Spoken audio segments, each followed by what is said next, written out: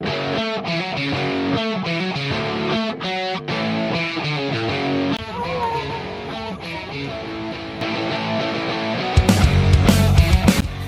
pada tahu nggak sih bagaimana proses masuknya budaya Eropa ke Indonesia? Kamu tahu nggak? Enggak. Kalau gitu, simak video kami lebih lanjut ya. Dadah!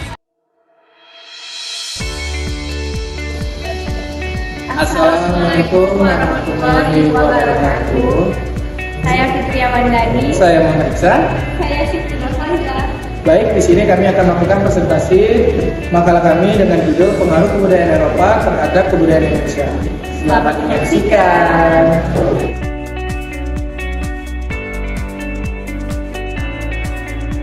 Baiklah, di sini saya sebagai moderator akan menjelaskan latar belakang dari makalah kami yang berjudul Pengaruh Kebudayaan Eropa Terhadap Kebudayaan Indonesia. Kebudayaan sangat erat hubungannya dengan masyarakat. Kebudayaan adalah sesuatu yang akan mempengaruhi tingkat pengetahuan dan meliputi sistem ide atau gagasan yang terdapat dalam pikiran manusia. Sehingga dalam kehidupan sehari-hari, kebudayaan itu bersifat abstrak. Sedangkan perwujudan kebudayaan adalah benda-benda yang diciptakan oleh manusia sebagai makhluk yang berbudaya berupa perilaku dan benda-benda yang bersifat nyata. Misalnya pola-pola perilaku, bahasa, peralatan hidup, organisasi sosial, religi, dan lain-lain. Kebudayaan Eropa sudah memodernisasi segala aspek.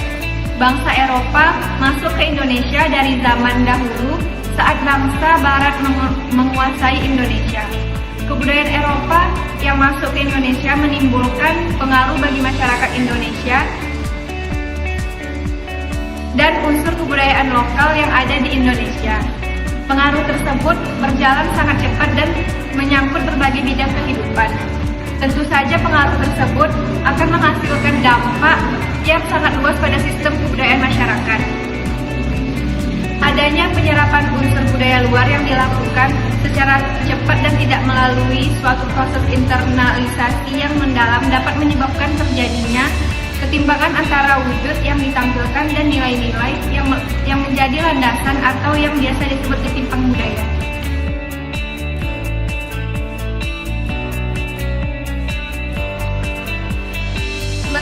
Teman-teman tahu nggak proses masuknya bangsa-bangsa Eropa ke Indonesia?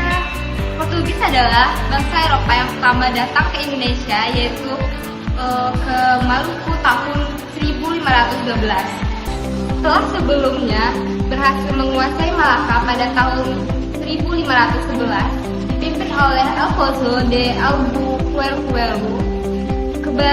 Kedatangan disusul Spanyol melalui ekspedisi Magellan yang berhasil mencapai Filipina dan dilanjutkan ke Maluku pada tahun 1521. Belanda juga berhasil menguasai wilayah Indonesia.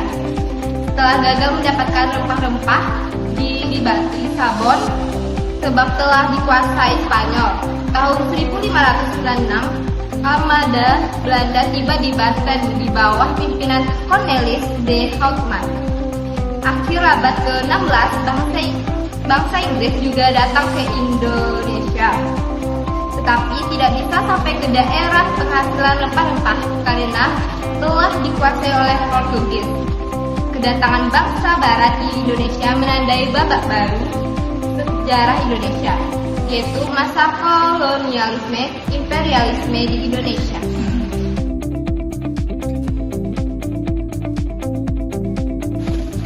Yang ketiga ada bangunan peninggalan bersejarah. Yang pertama ada gedung satu Stadius. Gedung ini dimulai dibangun pada awal abad ke-16 dan selesai pada tahun 1712.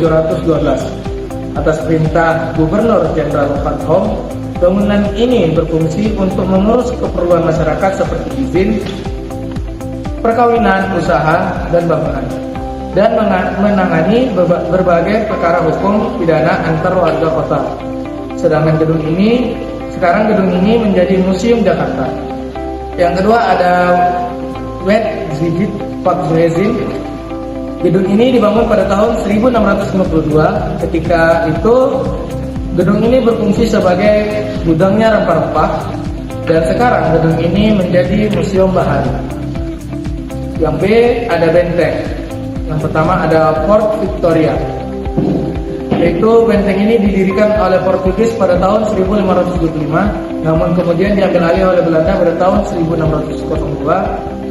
Hal yang terkenal dari benteng ini yaitu pada saat pengarahan tentara Belanda untuk menuntaskan perlawanan Sapa Rupa. Yang kedua ada Fort Rotterdam.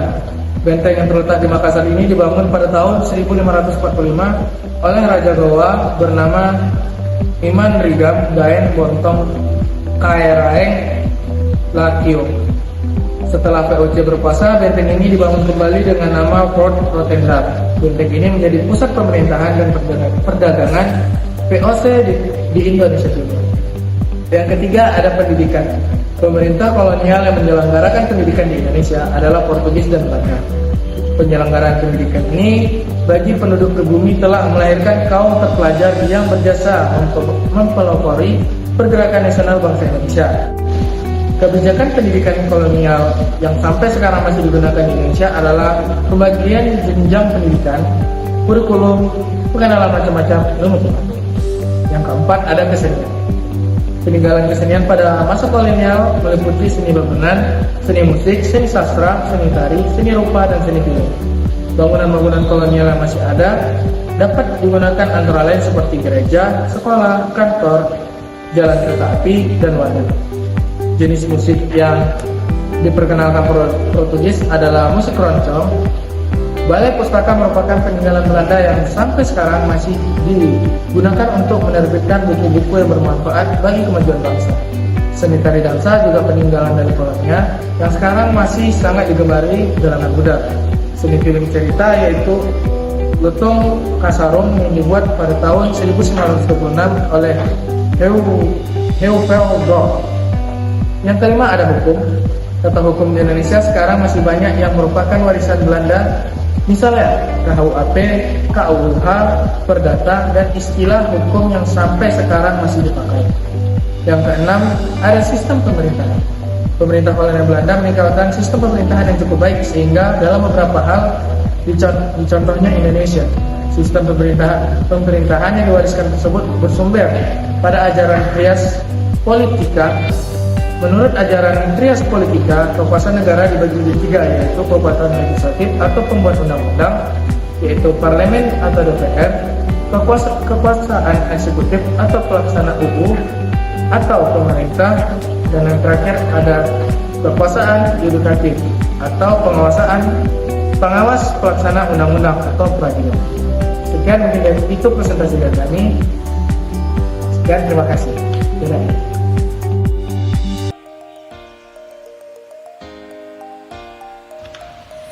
Baik, terima kasih kepada rekan saya yang telah membacakan materi pada hari ini.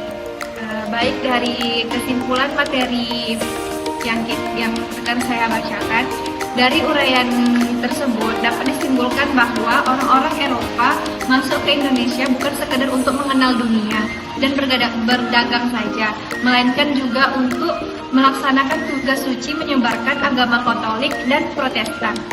Pengaruh kebudayaan Barat yang modern baru dirasakan betul oleh bangsa Indonesia ketika Belanda atas saran Van de Venter pada tahun 1899 menerapkan politik etis yang merupakan politik budi Belanda karena Indonesia telah memberikan kemakmuran bagi Belanda.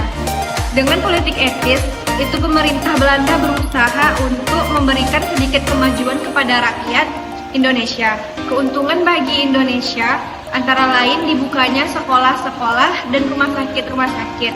Bangsa Indonesia juga dapat bekerja di kantor-kantor pemerintahan. Bangsa Indonesia juga dapat bekerja di kantor-kantor mengenal sistem perkebunan dan pengairan modern, pembuatan jalan-jalan dan sarana lalu lintas.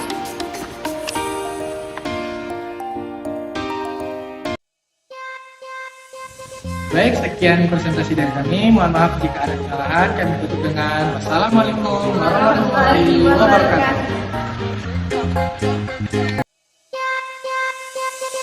Thank